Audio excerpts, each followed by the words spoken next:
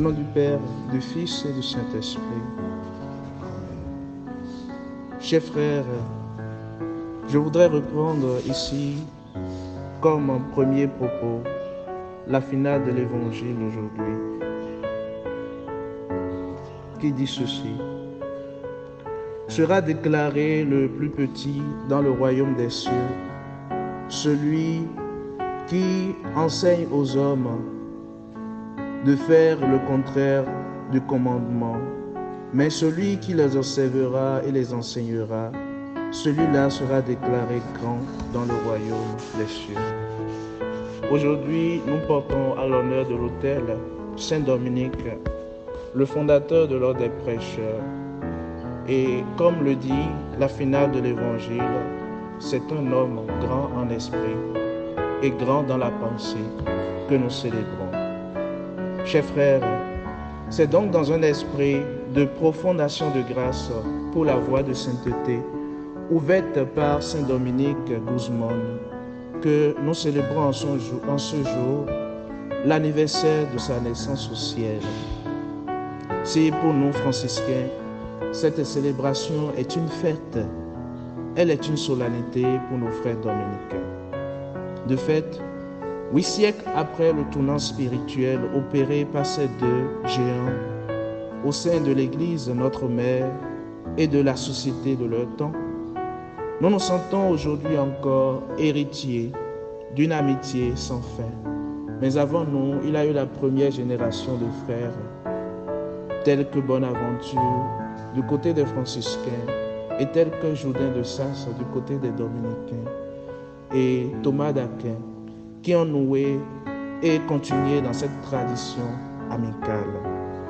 À l'aune des textes que nous venons d'entendre aujourd'hui et à la lumière de ce que fut la vie de Saint Dominique, je voudrais au cœur de cette méditation donner écho à deux paroles que sont vérité et humanité.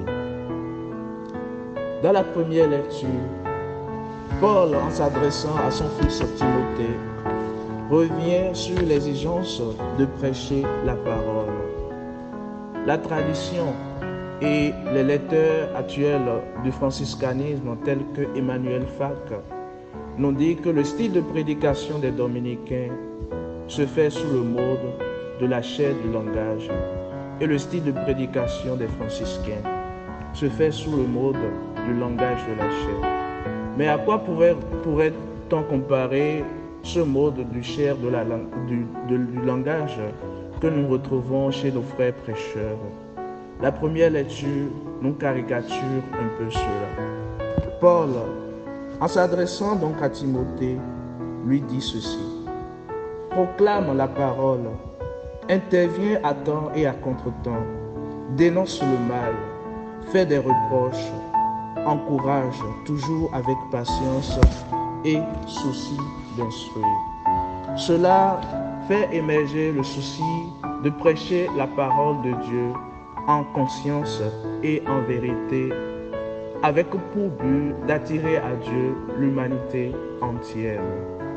À l'aune donc de ce que nous retrouvons comme invitation que Paul adresse à Timothée dans la première lecture, Bonaventure, Dominique que nous célébrons ce jour, nous invite à la pratique théologale de la prédication. Vérité et humanité, ce couple, ce binôme conceptuel, ne sont rien d'autre qu'une invitation à se laisser engendrer à soi-même par la vie du Christ. L'évangile vécu et prêché dans la vérité engendre ainsi donc une nouvelle humanité transformée à l'aune de ce que la parole de Dieu, le Logos divin, opère en nous. Cette vérité dont parle la première lecture, ainsi que le psaume, n'est rien d'autre que la vérité qui émane de la parole, du Logos divin. Elle n'est rien d'autre que le réalisme, la transparence, ce qu'il y a de vrai dans notre rencontre personnelle avec Dieu, dans l'intimité que chacun peut avoir avec son Dieu. Jésus n'a-t-il pas alors raison de nous rappeler dans l'évangile de Saint Jean ce qui suit? Demeurez dans ma parole, car ma parole est vérité. La figure de Saint Dominique nous rappelle, comme nous le trouvons dans l'évangile de ce jour, que être sel de la terre et lumière du monde, c'est être en adéquation avec sa conscience et avec les exigences de l'Évangile. Sainte Catherine de Sienne, elle aussi dominicaine, eut une fois une vision. Et dans cette vision, Dieu se révélait à lui et lui disait: Saint Dominique a accompli l'office du Verbe, c'est-à-dire, en tout point de vue, il a prêché Jésus-Christ. Et dans sa prédication, il a cherché à ressembler aux apôtres. Et par cette voie de ressemblance, il n'a fait qu'enseigner aux hommes la vérité. La vérité, comme le dira Lacordaire, ne se transforme pas, mais elle grandit. Et c'est ce à quoi nous invite la fila de cet évangile. Donc, celui qui rejettera un seul de ces plus petits commandements et qui enseignera aux hommes de faire ainsi sera déclaré le plus petit dans le royaume des cieux. Mais celui qui les observera et les enseignera, celui-là sera déclaré grand dans le royaume des cieux. Chers frères, Saint Dominique est une figure de sainteté qui est encore d'actualité et c'est une grâce pour nous de nous sentir héritiers de l'amitié qu'il a nouée avec François en son temps et de l'amitié que nous sommes invités à nouer aujourd'hui entre frères de l'ordre des prêcheurs et frères franciscains.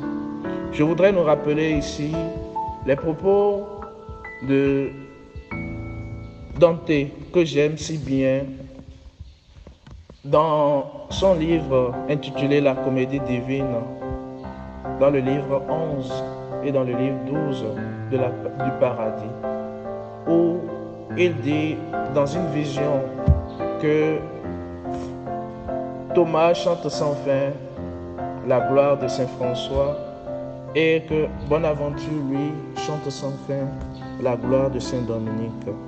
En célébrant aujourd'hui Dominique, recommandons-nous à lui.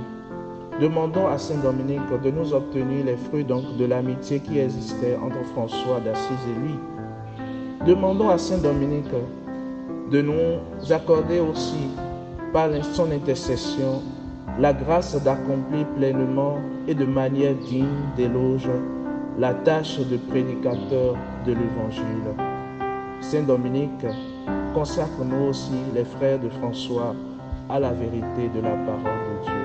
Qu'il en soit ainsi, maintenant et à jamais.